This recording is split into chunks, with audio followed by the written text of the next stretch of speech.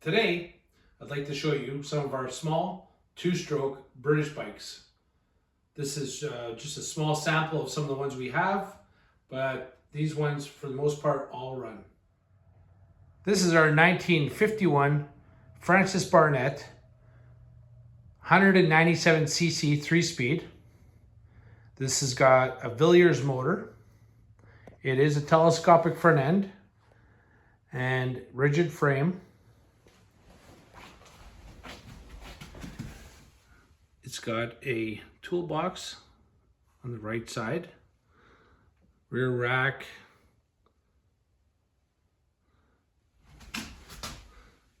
small little 197cc,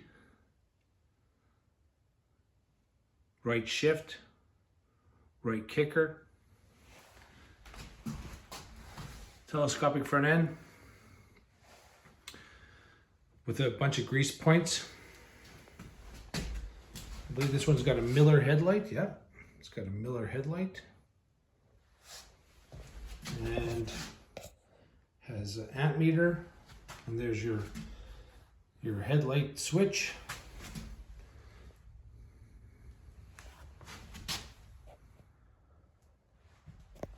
Once again, it's got a Villiers motor. They always had some really nice primary covers. And it's got a left foot brake. Again, it's all mechanical.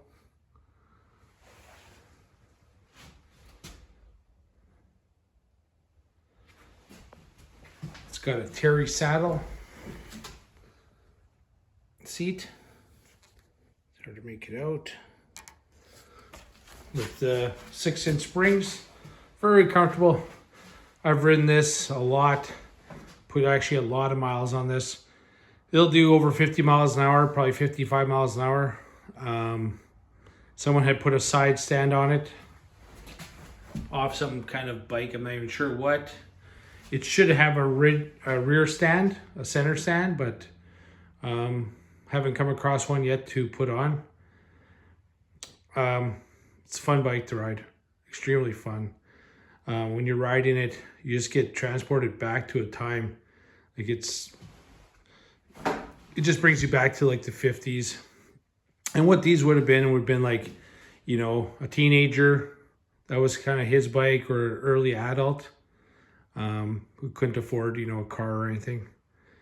Very reliable bikes. These were sold here in Winnipeg by Northwest Cycle. One of my favorite bikes. I've had it for probably 20 years now, 15 years, 20 years.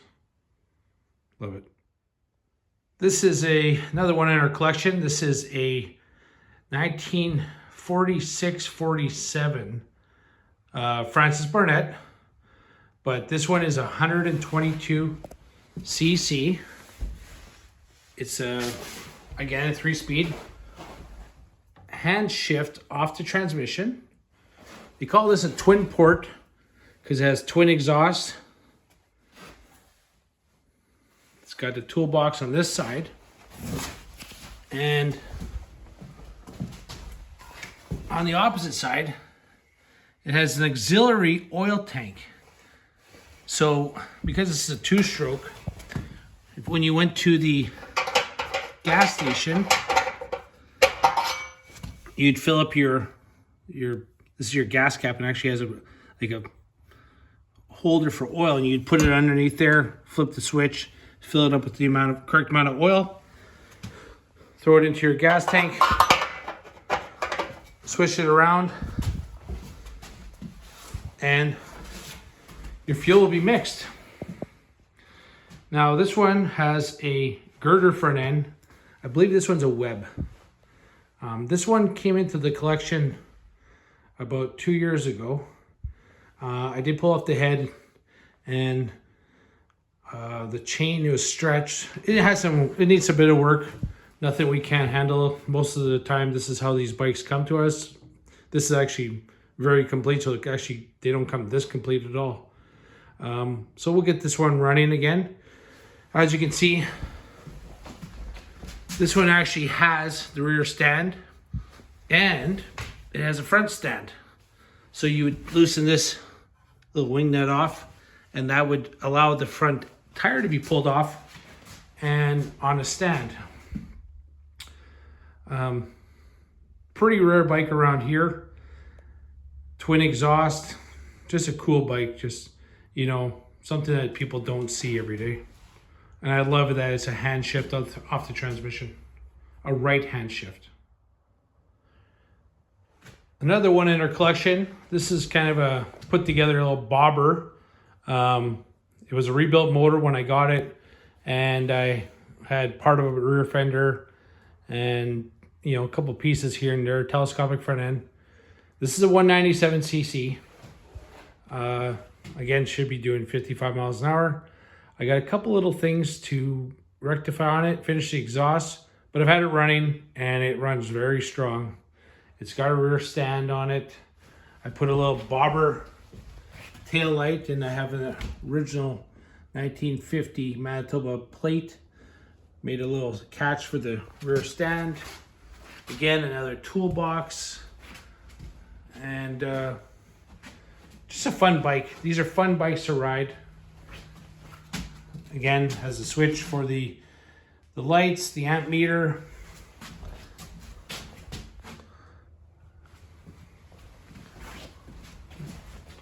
Just cool bikes. My first bike was I started putting together an old shovel, and then I bought a panhead chopper. Then my third bike was a Villiers powered bike, and I kind of got a spot for these little bikes. I've got, I don't know, something like 12 running bikes in the collection. Just fun bikes to bum around in the yard, down the road, you know, go on the trails. They're just, this was the early kind of dirt bike. Another one in the collection is this original paint 1952 new Hudson. This has got another Villiers motor, 98cc, and this is called an auto cycle. So there's no kicker. It's a pedal start powered motorcycle. So you start pedaling it. As you're riding, you pull the decompression lever in and you release it. It starts up the bike and pulls you along. This thing will do about 22 miles an hour with an adult. I got this one. It had been sitting for decades, and I took it apart, took it down to the frame, went through the motor, hand polished everything, and then reassembled it. And this thing that just runs beautiful. Original chain guard, original paint. You just gotta love that. You can make out the new Hudson. Again, web forks. I have a new old stock front fender. I just never put it on. So I've had this one for about a dozen years. Ridden it quite a bit, actually, but the tires are done now. I have some extras. I'll have to replace them, but these were the original tires, and I did ride it with this at one point with these on, but I won't ride it anymore. Those are done. Just a cool bike. We've put this bike on some of the antique, they call them tiddler runs. So small little bike runs in the Antique Motorcycle Club of Manitoba. And a friend of mine rode this all through Winnipeg once. Very cool bike. And I love the original paint. And the inverted levers. Inverted brake levers. Just a cool feature. Tiny little headlight.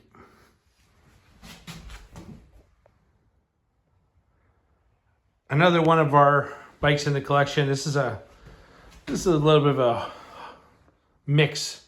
So if I remember correctly, this is a 56 BSA Bantam motor and a 69 or 70 Bantam chassis.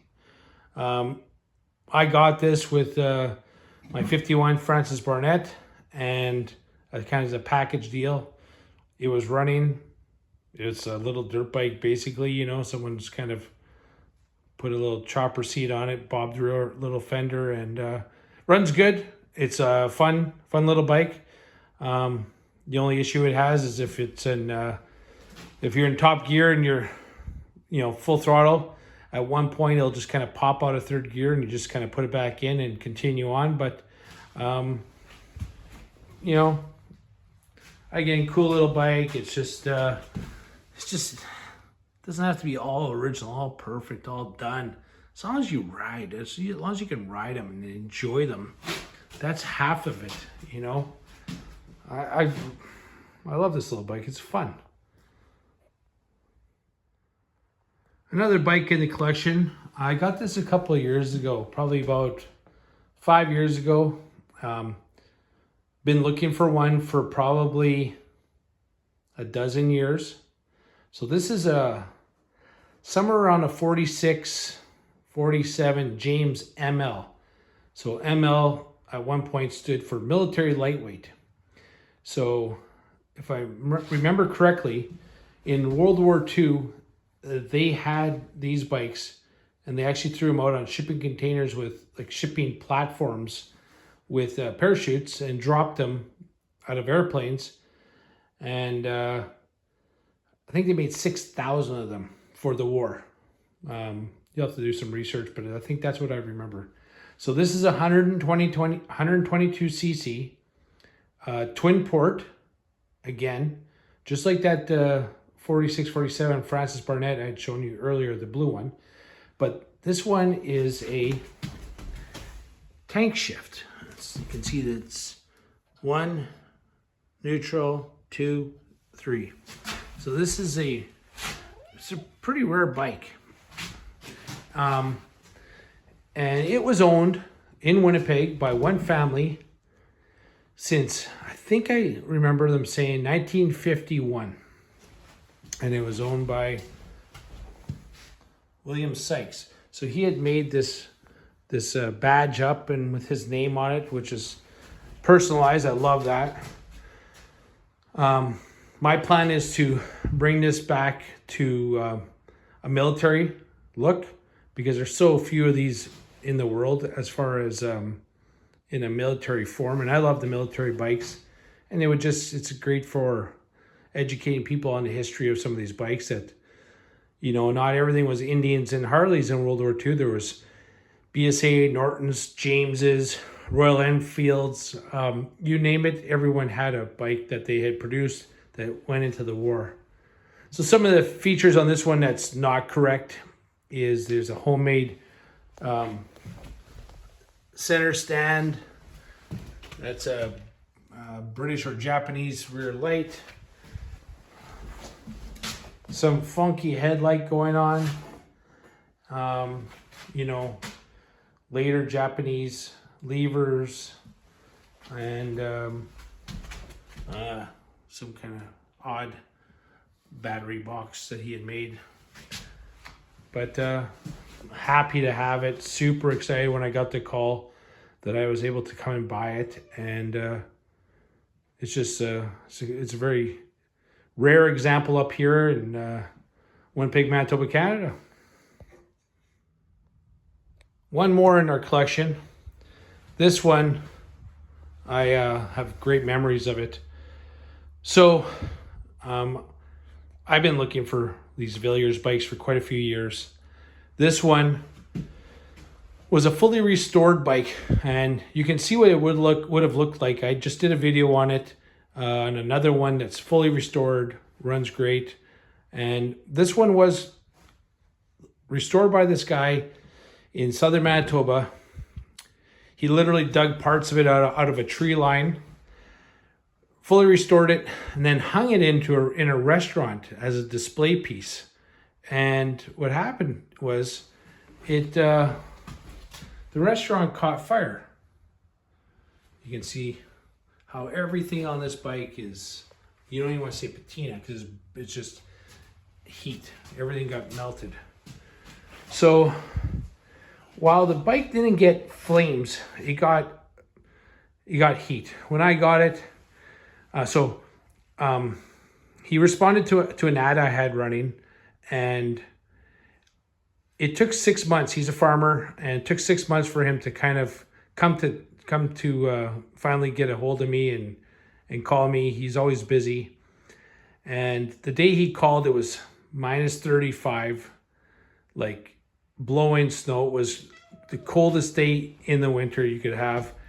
And I think he was, you know, inviting me, but hoping I wouldn't come. And the minute I got the call, I jumped in my truck and got some money and went down to his place.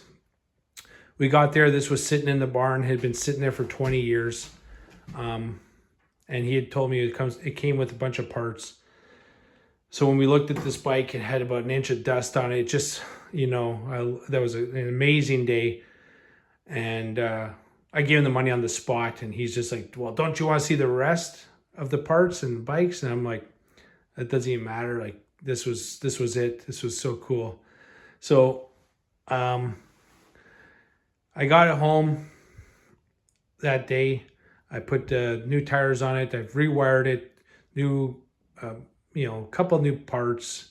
Anything that would have melted, I replaced. Like the seat, the top of the seat, I just had another original cover lying around. The Speedo was melted. So it's like a white metal, so it really took the heat bad. Changed the amp meter. The headlight's all original. You can see it's kind of like got a tinge to it, and all the chrome has this like burnt look to it. So this is a telescopic front end, but it doesn't telescopic anymore. The rubber bushing that's inside is frozen in time. It will not move. Again, this one has a front stand. And it didn't take long. And this bike, I had it running like literally that day or that weekend. I had it running. These little two-stroke Villiers bikes are so tough. It's amazing how they can just run. The best part is usually the gas tanks are really clean because it's a two-stroke, so there's oil impregnated into the steel. And this is a 122cc 3-speed, and just a cool bike. It was that same day we dug a couple snowmobiles out of a snowbank, snowmobiled to another old farmstead where he had more bikes, more frames and stuff, like nothing complete, but just piles of parts. And we put it all onto a big inner tube, like a tractor inner tube, and skidded them out. It was an amazing day. It was so much fun. One of my best picks. One of the coolest things about these Villiers motors is, you know, the primary covers. The chain guards are embossed. These Jameses, they're embossed. But the primary covers, that one's, you know, an earlier one with the, doesn't have the wing. Again, that's the 122cc. You can see how twin port, and then the intake is quite unique.